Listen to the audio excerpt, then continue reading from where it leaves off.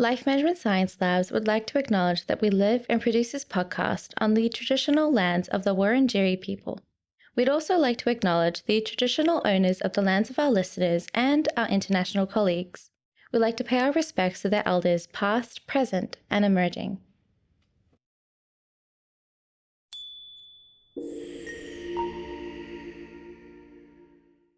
Hey everyone, and welcome to All Together, the Family Science Insights podcast, produced by Ellen Massell of the Life Management Science Labs. We are champions of life management science, providing structured insights informed by science and inspired by practice on key aspects of conscious living. Each week we bring you scientific and practical insights on each element, with the expert knowledge of professionals in the field. I'm your host, Dina Sargent. Let's get started. Welcome back to the show. I am your host for the day, Marie, and we are going to be talking about a topic that is there's a lot of gray area. There are a lot of there are a lot of unique challenges that come with this. Family is often our first and most enduring support system, and caring for a loved one, especially with mental health challenges, can strain even the strongest of bonds.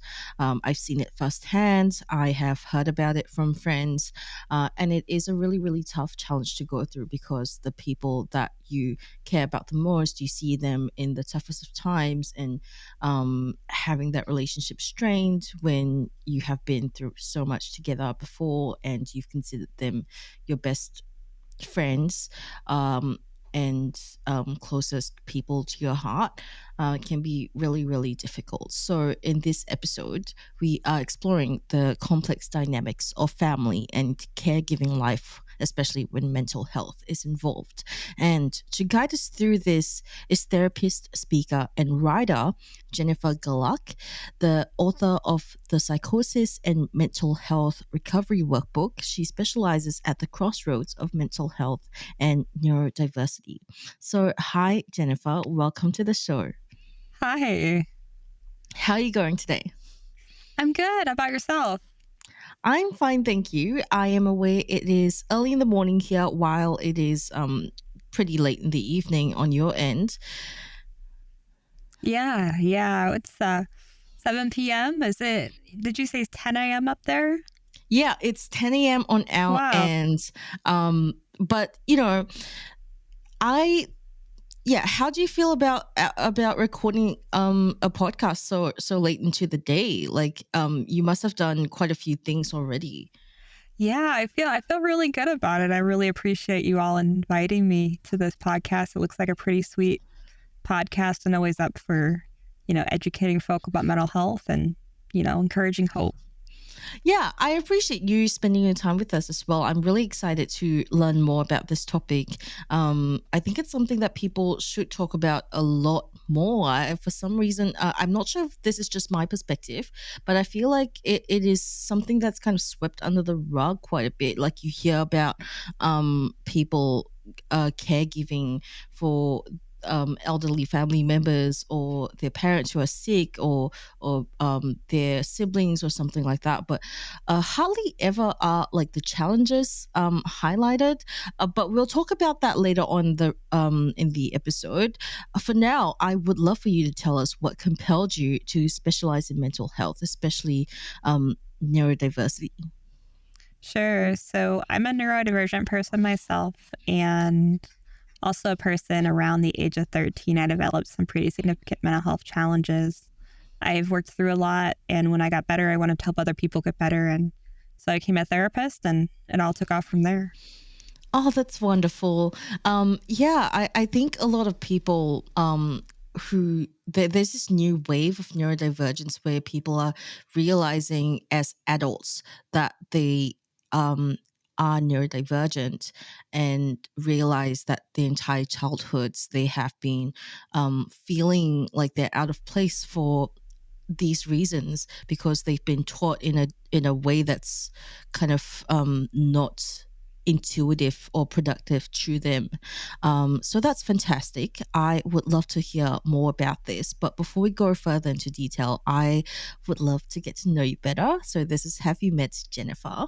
And my first question for you is, what do you do in your spare time? Sure. So I like to write, I like to read, and I also like to lay on the hammock and I like to watch the squirrels play up in the trees. Oh, that's adorable. You have squirrels Yeah. near your that's wonderful. And the hammock. Oh, what this is a weird question to ask, but I had a hammock as well when I was younger. It is something that my occupational therapist did um recommend. Do you have like a special hammock, like one with like this specific material that's, I don't know. Um, I thought that was something that people have anyway.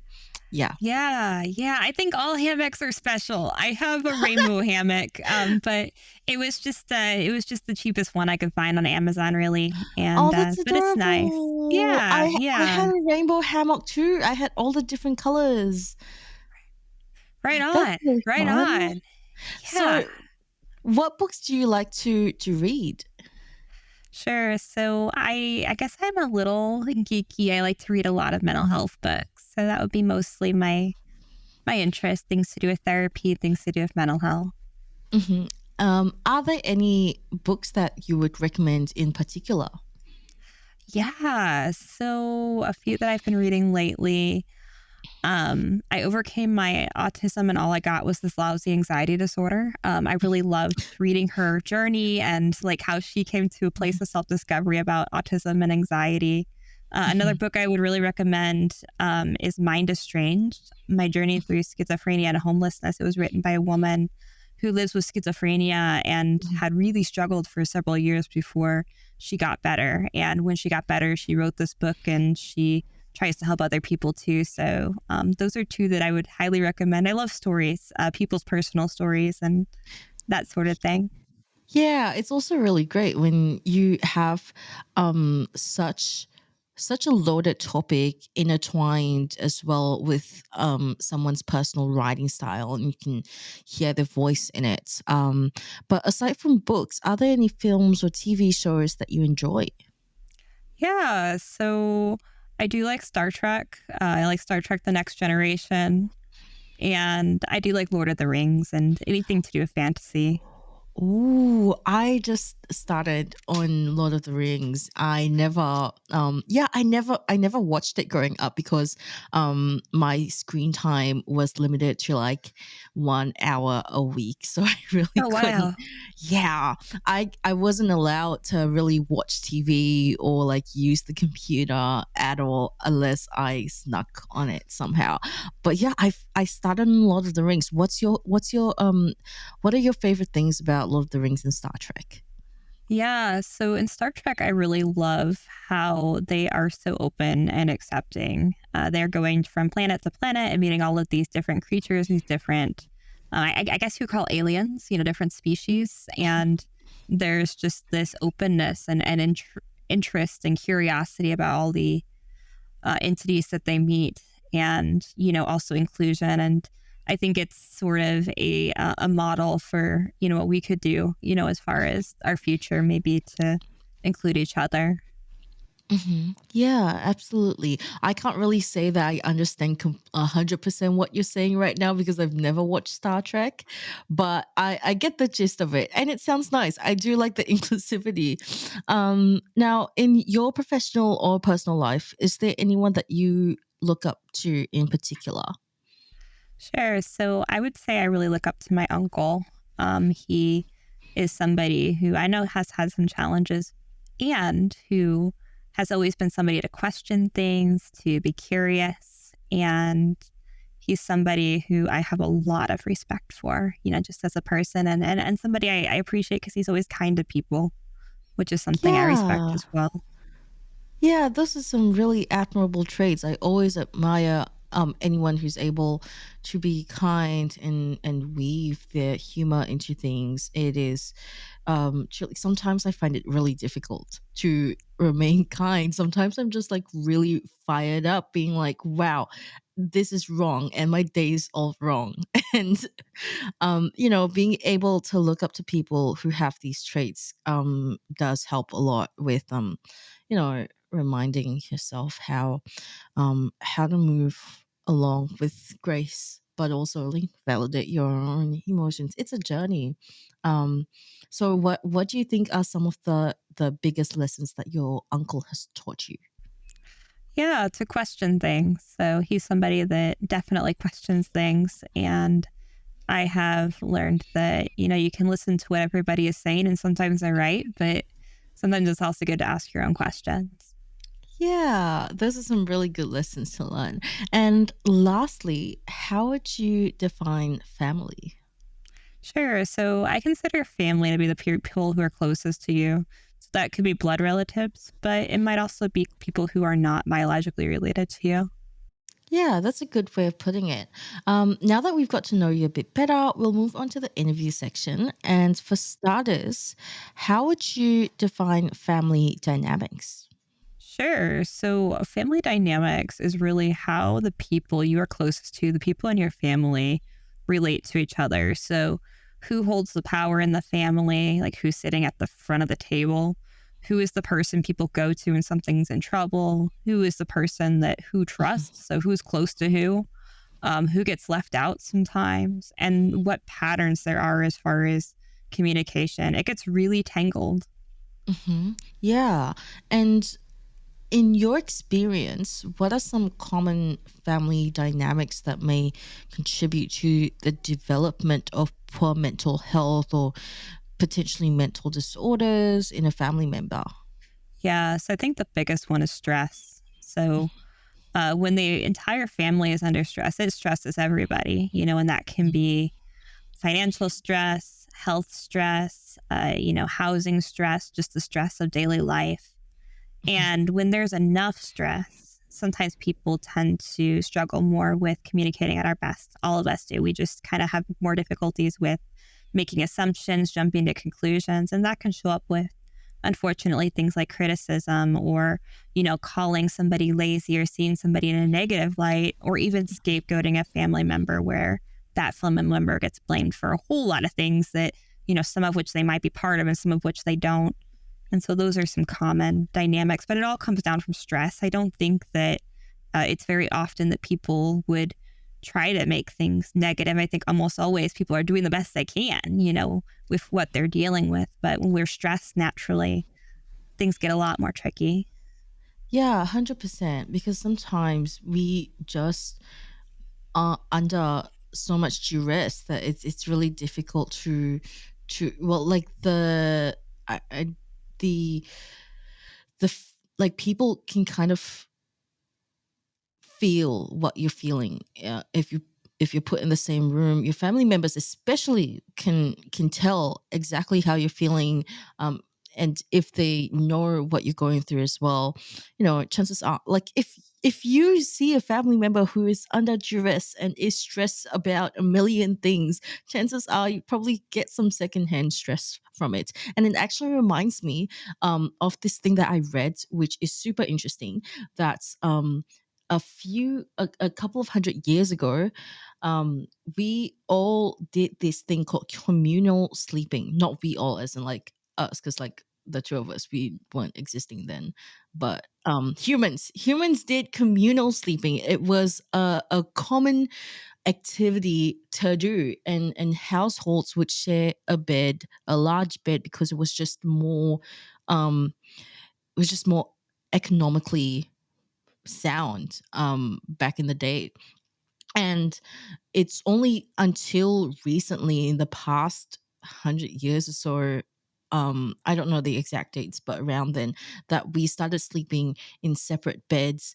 And it reminds me of how, like, if you well, it's probably a good thing, because if your entire family is stressed and you're sleeping in the same bed, um I feel like the stress is going to cross over. But that's probably besides the point. I thought that was a cool um Yeah, tidbit. that's really interesting. That's really interesting. And I know. Isn't it? yeah, and I think even among, partners, we see that, and among siblings, and Oh yeah, just like 100%. sharing space, even if it's not at night, just sharing space, we can feel each other's emotion, and we, family cares about each other. So sometimes somebody's struggling, and the family will feel the stress and they'll want to help, but it will just get to be a lot, and they won't know how to help. Yeah, and that's probably why it's a benefit, albeit also like a privilege, to have family members, like each family member have their own room, because in the past we all just kind of shared rooms. That was all that we can afford. Our houses were much smaller, and we also didn't know much about mental health and like having our own individual spaces. That's a bit of I digress, but yeah, so back to the topic at hand. What do you think families can do to recognize the early signs of these conditions in their loved ones? So with mental health challenges, the early signs a lot of times show up as typical, stress reactions. So that can be anxiety, irritability, sadness. And then to some degree, that's relatively normal. But if it persists, or somebody is acting very much out of character, or if they start reporting things like, hey, like I'm hearing a voice, or they're talking to somebody who doesn't seem to be there, or their memory seems to be fading, or if they're struggling with putting words together, it's just a sign that something's not quite right. Those can be signs that something more might be going on. Or if there's, these really strong mood swings, super highs or super lows, it can be a whole range of things. But anything out of the norm and anything that's causing a lot of distress or disruption to their life. Yeah. And in order to help this family member along with recovery, studies have shown that open family communication helps to reduce a child's self-blame and emotional distress as well. So um what do you think open family communication looks like? How is there a way to kind of hit the nail on the hammer? Wait, that's not the right saying. Hit the nail on the hammer? What? I Hit the like nail on that the head. better though. I like that better though. Hit the nail Hit on the the hammer. yeah. But yeah, no, I gotcha. I think that just including everyone, because sometimes somebody in the family is struggling and people will talk the person when they're not there. So people will talk to each other about like, hey, did you see what's going on with Uncle Joe? It's like, yeah, he's like kind of going out there, or, hey, like dad seems really mad right now, or, these different things, but they don't actually include the family members. So I think first including the person that you're concerned with and talking with them directly, or including them in the family conversation. That can be open communication. When it comes to families with kids, sometimes parents will want to kind of protect or shield the Mhm. child from, hey, like your mom is struggling with bipolar disorder and that's why she's going back and forth to the hospital. And the reality is, so a lot of times kids kind of know things are going on. Mhm. And so, in my experience, talking to the child openly in an age appropriate manner of saying, hey, your mom has a brain illness. It's nothing that's going to kill her, but Mhm. it's something that she might need some extra help with from time to time. And she's getting better, Mhm. explaining it at an Mhm. age appropriate level, I think is pretty important, because otherwise the kid might make assumptions, or they might think, well, am I doing something wrong? Because kids tend to be very Mhm. self-focused, as we all are, but especially when we're younger, Mhm. so open communication, I think, should also involve the children and the family.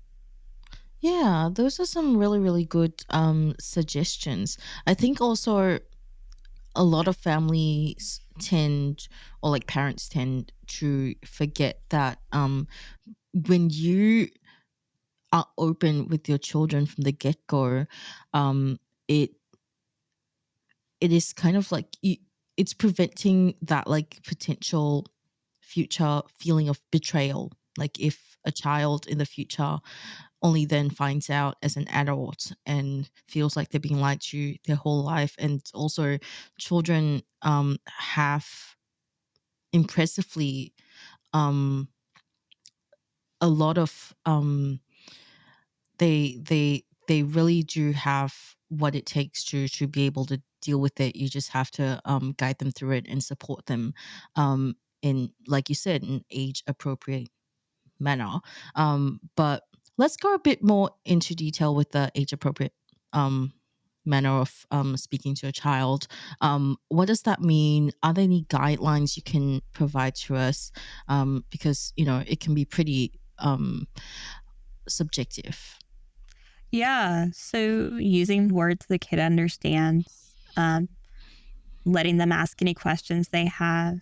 There's a number of books, written for children on mental health, including several on specific, like, character stories. Sometimes I think that can help, where it's not necessarily just about like, hey, this is the scientific definition of bipolar disorder, but, maybe talking about, character's mom in a story, or like the character having bipolar disorder.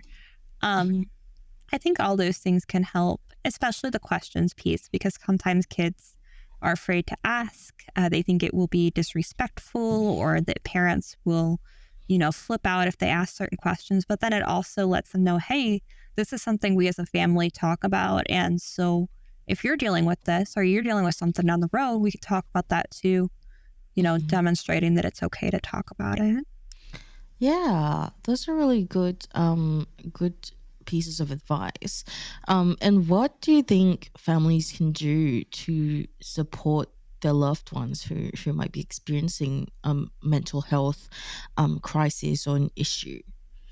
Yeah. So, first remembering that, the person is still there.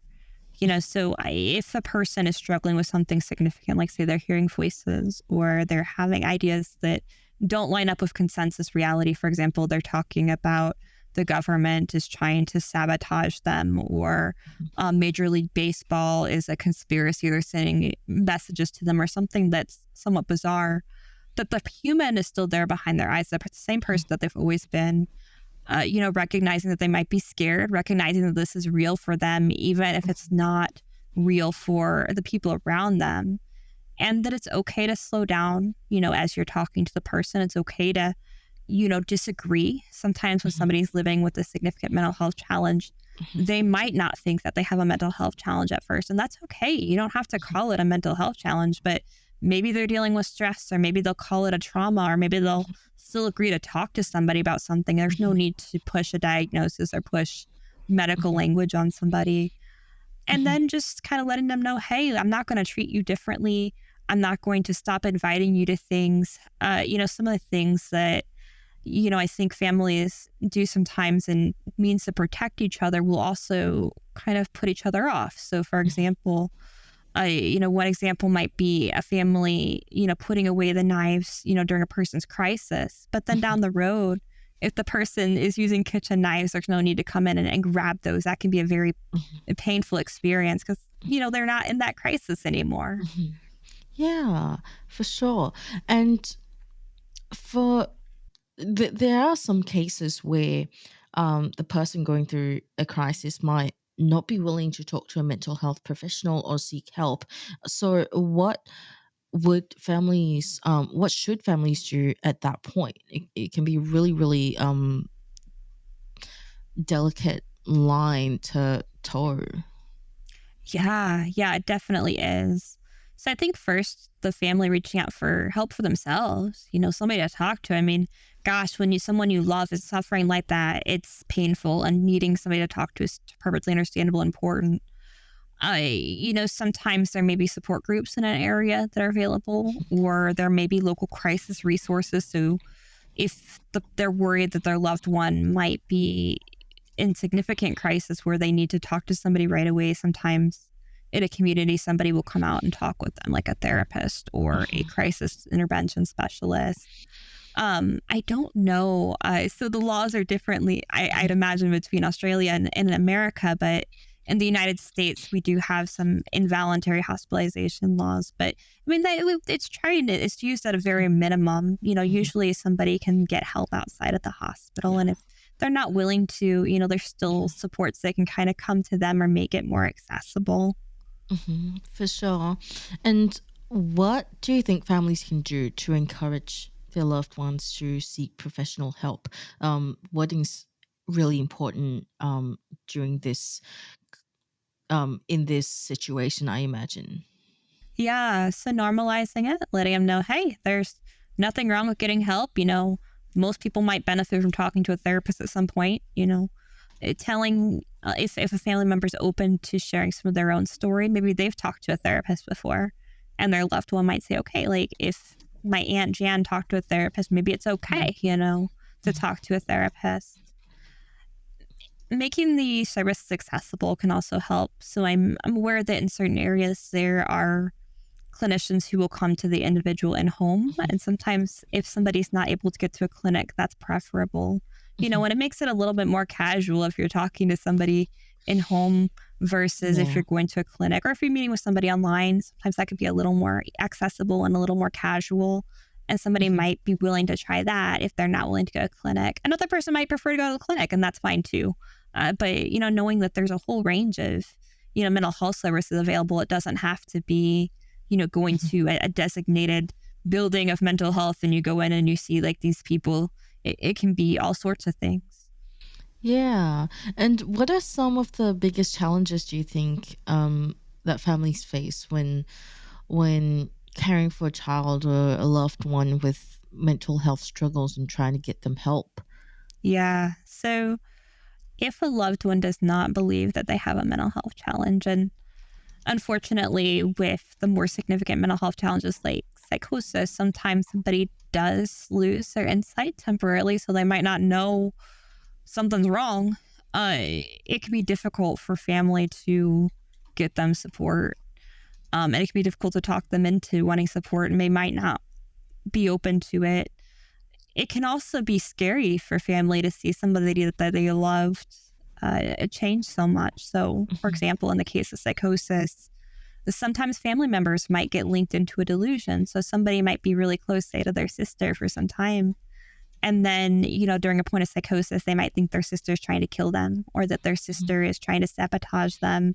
And, Mhm. and clearly that's going to be very painful for both involved. This person that they might both feel somewhat betrayed. And even with it, there being an illness, it's like, Mhm. wow, like I had this relationship with this person. Then all of a sudden, like they think I'm the worst human in the world. Unfortunately, most times people do come out of psychosis and those types of Mhm. thinking patterns. But nonetheless, when the family gets incorporated into a delusion, that can make it more difficult for the family to be in a place to provide support. So there's a lot that occurs, Mhm. with younger kids. It can be kind of drawing the line between not wanting to enable or, kind of say a kid's having a lot of anxiety about going to school. You don't want to just say, hey, okay, well, you don't have to go to school anymore. We're not just going to worry about it. But at the same time, you don't want to put the kid into a situation that's causing them so much stress that they're staying up all night crying or that they're, coming home from school sick, so kind of balancing between those two poles, I think can also be a difficulty. Yeah, that was what I was going to ask about next, actually. Because, yeah, like you said, you don't want to fully enable your loved one, but at the same time, you don't want you kind of want to avoid exacerbating the issue. So what advice do you have for towing that line? Yeah, so I think being open about what you can do. So if you're there to talk to your loved one at any time of day and night, letting them know that and being there. But if that's not realistic, that's okay. Very few people are able to talk to somebody at any time of day and night because most of us sleep at some point, and that's okay. So saying, hey, this is when I can talk. This is what I can do. Making sure that your loved one has access to resources like crisis resources if they need them, letting your family member know, what practical supports you're able to offer. So maybe you're able to give them rides to the clinic, but maybe you're not. Or maybe you are able to help with certain, maybe if they're out of work or something, help with certain financial things, or maybe you're not. But just being very clear and holding those boundaries strong, I think is pretty important, both so that the family member doesn't cross the boundaries and so that resentment doesn't get built. And then that hurts the relationship more than the, actual thing would. Yeah. And it sounds like it's such a stressful situation for the caregivers to go through as well. And I imagine that their mental health will suffer from it. So what can caregivers do to ensure that their mental health is still, well, relatively intact, and to make sure that they're caring for themselves still? Yeah, yeah. So I think prioritizing our own needs is extremely important. So if somebody is loving somebody who also has a mental health challenge, it's important to make sure that you're getting the basics of sleep and food Mhm. and like showers and things to that nature, as well as knowing that if you need somebody to talk to about this, that's okay. Going to therapy, sometimes people worry about talking about family things because they worry, okay, is this a betrayal of my family? Am I bad mouthing them or whatever? But that's not what it's about. This is a place of non judgment. This is a place where Mhm. people can come to get support. And so going to a therapist or a support community, that can be really helpful. And hearing from other families as well as how as they're dealing with this kind of thing. But I think especially just making sure your own needs are met. You can't really help anybody Mhm. if your own needs aren't met. But at the same time, when you have somebody you love in crisis, Mhm. it can feel like that over, that trumps everything. But Yeah. how long can you go without your needs being met? Not very long. Yeah, 100%. I also remember that we actually had a recording with a guest another day for, I think, parenting, and it was about how parents can't care for their kids if they don't care for themselves first. So putting that perspective in a place, it's like, um yeah, it just makes everything, it makes so much more sense than, like, the person that's going through the mental health crisis trumps everything, which I understand where it's coming from. And I imagine that most people do default to that perspective, but after some time, your energy is depleting. You just have to take care of yourself, or you can't care for someone else. You just can't. You physically and mentally can't care for someone else if you don't care for yourself first. Um, yeah. So, are there any resources or support groups that you could recommend for families who are navigating these challenges? Sure. So I know that there's some support communities online. Families for Care is one Mhm. I'm aware of. The Cures Foundation. So it stands for Cure Schizophrenia, but it's curesc.org Mhm. is another that I would recommend. Um, National Alliance on Mental Illness is our big one out here in Mhm. America. I don't know if you guys have a comparable organization in Australia, but some national level organizations might be available as well as far as Mhm. mental health and support. Yeah, we'll link those in the show notes. As far as Australia goes, I do remember, like, we have a few of them. We'll link in the show notes as well, but main ones are like Beyond Blue and yeah. So thank you for sharing that with us. Now, what are some healthy boundaries that families can establish to avoid the enabling behaviors and codependency? Because that's pretty common when it comes to these cases. Sure. So I think that it's important to discuss boundaries openly and to determine what is flexible, what is rigid, and what is kind of more of a preference. Mhm. So, for example, there might be a flexible boundary around yelling, that Mhm. might be okay. Like, we don't like yelling, prefer not to, Mhm. but, if it happens here and there, it Mhm. happens. Mhm. There might be a, preference about not cussing, Mhm. but if loved one cusses and it's not at somebody, okay, no big deal. Mhm. But there's probably going to be a rigid boundary around like things like violence, Mhm. so just making clear on what's what. It's so tricky with boundaries because every situation's different. And I think that the most important thing is communicating them because a lot of times we think people know what our Mhm. boundaries are, but unless they're communicated, there's no way of knowing. And so, especially if somebody's in a mental health crisis, it's really hard to infer. If you're struggling Yeah. with telling what's real, how can you tell what somebody's boundaries are? So, just making clear of like, hey, this is what I'm comfortable with, and this is what I'm not comfortable with, and holding to that in a reasonable way. If it's Mhm. flexible, if it's rigid, or if it's preference, holding Mhm. to it in an appropriate way. I think that's really Yeah. important.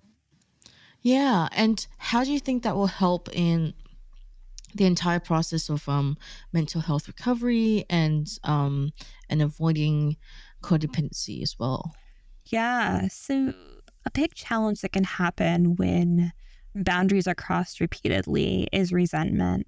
And then when that resentment happens, the relationship can start to chip away. And that can be one of the worst things that can happen, for somebody's recovery, because our family relationships and our relationships with friends are some of the most important things for our well-being overall.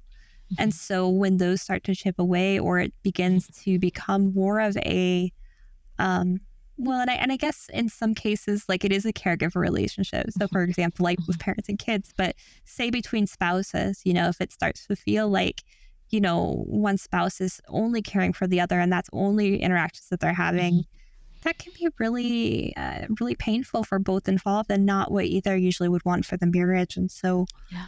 being clear about, hey, this is what we need. And if say the family is finding that most of the conversations are going back to one person's mental health, then getting outside supports, or, making sure to schedule time to do fun things that have nothing to do with mental health, because, sometimes we have to celebrate that, mental illness does not like run our lives, even if people are affected by mental health conditions.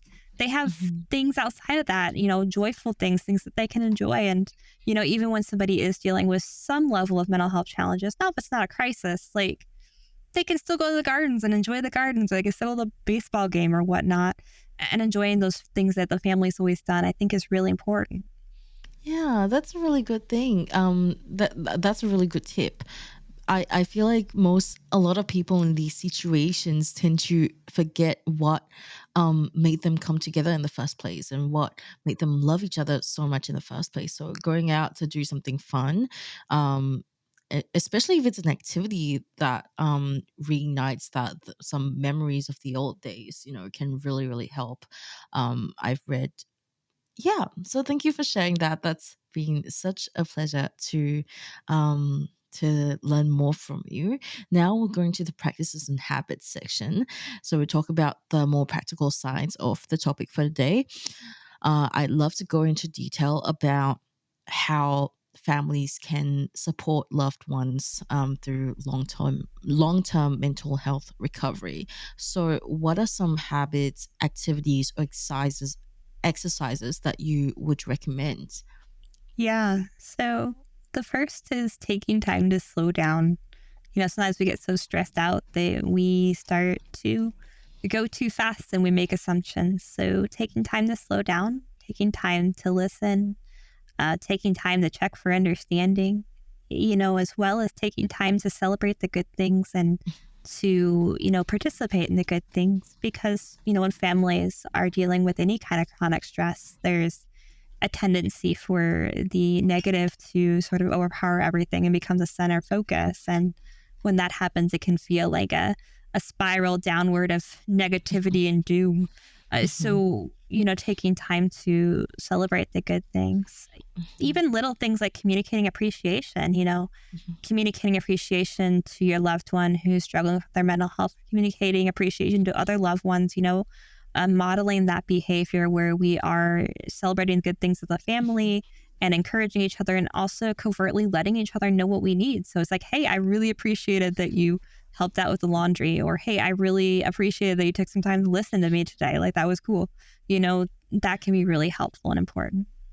Yeah, I think that would be even more helpful in situations with like family members in a family, obviously. Well, family members have forgotten to um take the time to appreciate each other, especially if you're like living in the same house, and um one one family member, or like a couple of family members, are always doing the household chores and always doing that, and people have just gotten used to it. I noticed that runs in my family too, um because they've all lived together for the longest time ever, and I've only moved away for a couple of years, and every time I visit, I realize that, like, hey, I should be like paying a bit more gratitude, and showing my appreciation a little bit more for my parents, because they do all these things without even asking, and it can be really, really helpful in just like setting the mood for the rest of the day. Sometimes our parents are really stressed out because they're caregiving for their parents, and it. can really help to just show some appreciation. So, but what do you think are some challenges in trying to show appreciation and slow down, especially when we have a like really fast-paced life? Yeah. So when we get stressed out, we tend not to show up at our best. And so I think that when resentment starts to build, when there's a lot of stress, it can be hard to slow down. And there can sometimes even become a dynamic where family members will begin to blame one person for a lot of the issues in the family. And there will be so much resentment build up toward that one person that they may even struggle to think about one thing that they appreciate. And so Mhm. that can be a really big warning sign if family members are struggling to think of things they appreciate.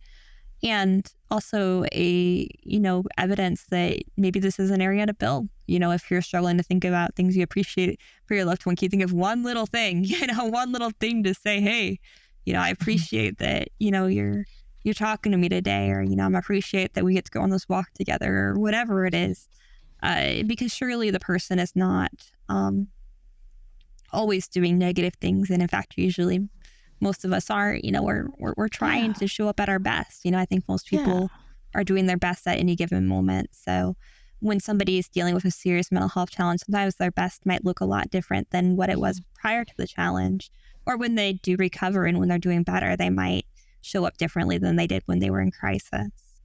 Yeah, I think one good way to look at it is also just remembering that if someone um if someone does something that they usually wouldn't do, that it is perceived as negative and not the best, it sometimes is a sign that they are struggling from something themselves. So it would be good to check in with them, and they'll probably appreciate that too. It can be really hard though if you're holding on to some resentments, or like stepping away for a bit might help, but at the same time it's not like appreciated. It depends on like which family member, because I realize that some people do appreciate like people stepping away if they need to, and some people don't.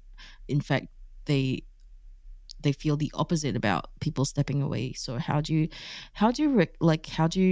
what would you advise doing in those situations? Yeah. So I think that it's important to take really good stock of what our own resources are. Because again, you can't give what you don't have. And if your interactions with the loved one are becoming mostly ones of resentment, the quality of support's probably going to be pretty low. And so I think in those scenarios, it's okay to step back a little bit. That's not to say to go abandon your loved one or to say, I'm done with you and I'm out, anything like that.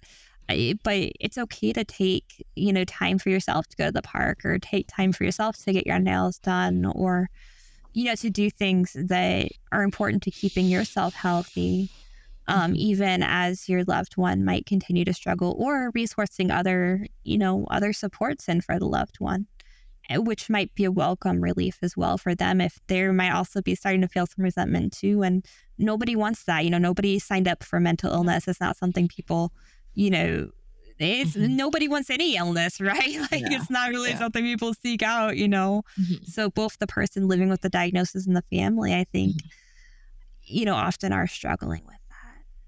Yeah. Well, thank you so much for sharing all of that. It's been such a pleasure to talk to you.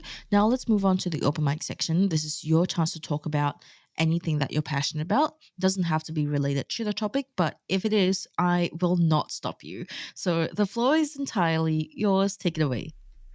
Yeah. So, I guess I just want to say to anyone who is living with somebody that they love who's struggling with a mental health challenge, to know that you're not alone, to know that there's many families across the globe who are dealing with this. There's a lot of people who care a lot about this.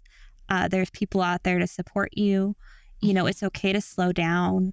If your loved one is really struggling, don't give up hope. There's a lot of different things that can be tried as far as treatment for mental health challenges. I mentioned that I myself lived with, mental health challenge for some Mhm. time. I really struggled, and it took Mhm. time to find the right help for me. And then Mhm. now that I have that, it's looking back at those times, someone was like a different person. It's like, wow, like things were so bad, but they're not like that anymore. And I'm really happy about that. So, I guess I just really want a long story short, I just really love to just give a message of hope and say, hey, there's other people out there. I know it's hard, but, many people do recover and get better, and your loved one can too. Yeah, I'd love to add to that myself. I fully agree with everything that you've said. I think sometimes I feel like mental health recovery is not a linear um it's not linear progress. Sometimes you have better days, sometimes you have worse days, sometimes it feels like you've ended up back at where you started. But the important thing is like learning the lessons along the way. And for example, if you've learned about your coping mechanisms, what works for you, adopt that and try with the next round. Sometimes they don't work anymore after some time for whatever reason. Maybe you just have changed so much, or like maybe you've exhausted your coping mechanism to the point where now it feels like a chore. Perhaps that is it. The lesson you learn is that there are coping mechanisms out there that you can employ. Just try and find the right one. Sometimes you don't feel like trying, and that's okay. Sit in bed, take care of yourself, that kind of thing. So yeah, it's been such a pleasure talking to you. Yeah, I really, really appreciate you joining us today on the show. If our listeners want to find out more about you and what you do, where can they go? Yeah, www.truestorycounseling.com. That's my website. Links up to my book, my blog, how to get a hold of me. I'm pretty open, to talk, as far as questions or any way I can be a support. This is very important to me. So if anybody would like to reach out, feel free. I'd love to talk with you. Amazing. Is there any last pieces of advice that you'd love to give to our listeners before we end of the episode? I think I'm good. I just appreciate this opportunity to talk with everyone. I appreciate you all listening to this and taking time out of your day to, focus on self-care and focus on, your loved ones. I think that's awesome. Yeah, well, we appreciate you. We'll link those in the show notes. So do reach out to Jennifer if you would like to talk. And thank you so much for tuning in, everybody. We will catch you in the next episode. You've been listening to Altogether, the Family Science Insights podcast, produced by the Family Science Labs, a division of LMSL, the Life Management Science Labs. More episodes are available from 10 life management perspectives and can be found by searching LMSL on Apple Podcasts, Google Podcasts, Spotify, and other podcasting apps available on your devices. If you enjoyed this episode, please consider rating our show, sharing it, and subscribing to our channel, as it helps other people find it so that we can grow and bring you more quality resources. More of our work can be found on our website at fa.lmsl.net, where you can join our movement. I'm Dina Sargent. Thanks for tuning in.